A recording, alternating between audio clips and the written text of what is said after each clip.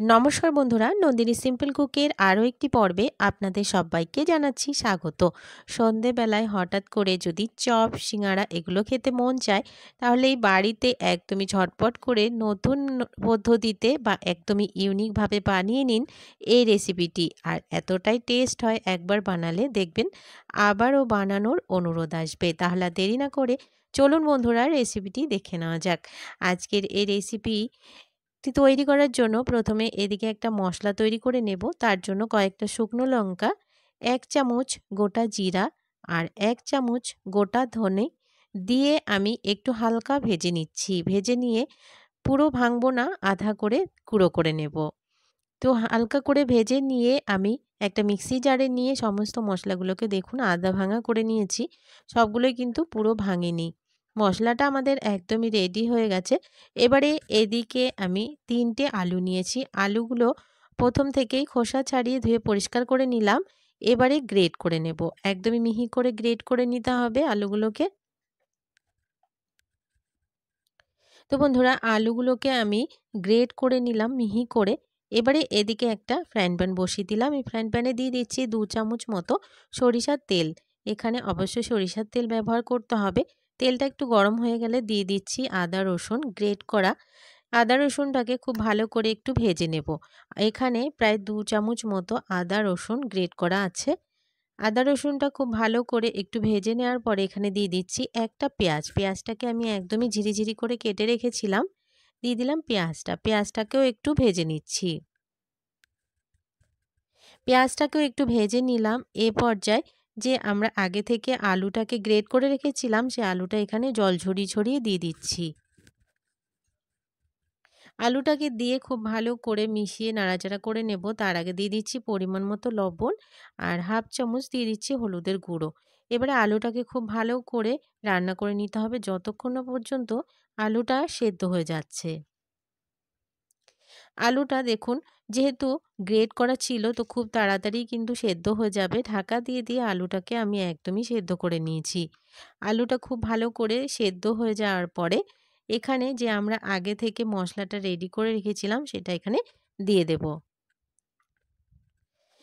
আলুর যে মশলাটা আমরা রেডি করে রেখেছিলাম সেই মশলাটা এখানে দিয়ে আবারও আলুটাকে খুব ভালো করে একটু মিশিয়ে নিচ্ছি। আলুটাকে খুব ভালো করে আবারও মিশিয়ে নিচ্ছি। আলুটা কিন্তু অনেকটাই সেদ্ধ হয়ে গেছে। তো আমি আরও কিছুক্ষণ ঢাকা দিয়ে রেখেছিলাম। আলুটা পুরোপুরি সেদ্ধ হয়ে গেছে। এই পর্যায়ে এখানে দিয়ে দিচ্ছি ১ চামচ আমচুর পাউডার। দিয়ে এবারে আলুটাকে মিশিয়ে নামিয়ে নিচ্ছি। এবারে এদিকে একটা বাটিতে নিয়ে নিচ্ছি আমি ১ কাপ মতো বেসন। এই বেসনে দিয়ে দিচ্ছি 1/2 চামচ কাশ্মীরি লাল লঙ্কার গুঁড়ো আর দিয়ে দিচ্ছি পরিমাণ মতো লবণ। যেহেতু আগে একবার লবণ ব্যবহার করেছিলাম, এখানে লবণটা বুঝে দিতে হবে। খুব ভালো করে একটু মিশিয়ে নিলাম। এবারে অল্প অল্প পরিমাণে জল দিয়ে একটা ব্যাটার রেডি করে নেব। ব্যাটারটা খুব বেশি পাতলা বা খুব বেশি ঘন হবে না। সে কারণে অল্প অল্প জল দিয়ে ব্যাটারটাকে রেডি করে নিতে হবে। তো বন্ধুরা দেখুন, ব্যাটারটা রেডি হয়ে গেছে। আমি একটু উঠিয়ে দেখিয়ে দিচ্ছি। ব্যাটারটা রেডি করে নিয়ে এদিকে যে পুরটা আমরা তৈরি করে রেখেছিলাম সেই পুরটা হাতে অল্প পরিমাণে একটু নিয়ে আমি একটা শেপ দিয়ে নিচ্ছি। প্রথমে একটা গোল বল তৈরি করে নিচ্ছি।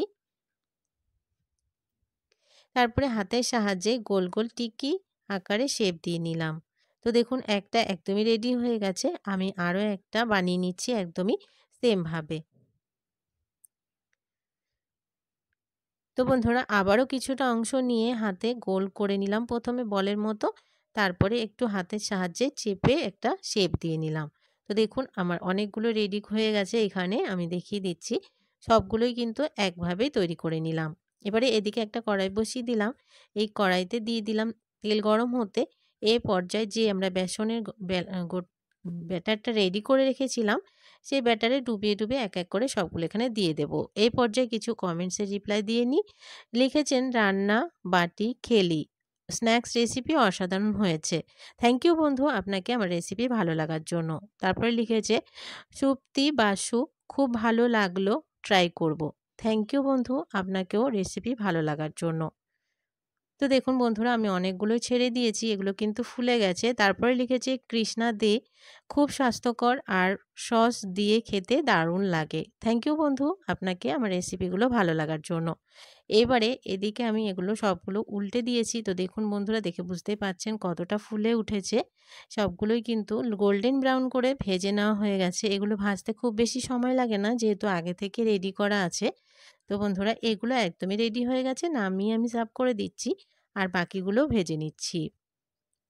তো বন্ধুরা, তৈরি হয়ে গেল আজকের এই টেস্টি টিফিন রেসিপিটি। সন্ধ্যেবেলায় মুড়ির সাথে এই রেসিপি কিন্তু জাস্ট জমে যাবে। একদমই চপের মতন টেস্ট আসবে খেতে। একবার হলেও বানিয়ে দেখার অনুরোধ রইল। আজকের রেসিপি ভালো লাগলে একটা লাইক করার অনুরোধ রইল। অনেক শেয়ার করে দেওয়ার অনুরোধ রইল।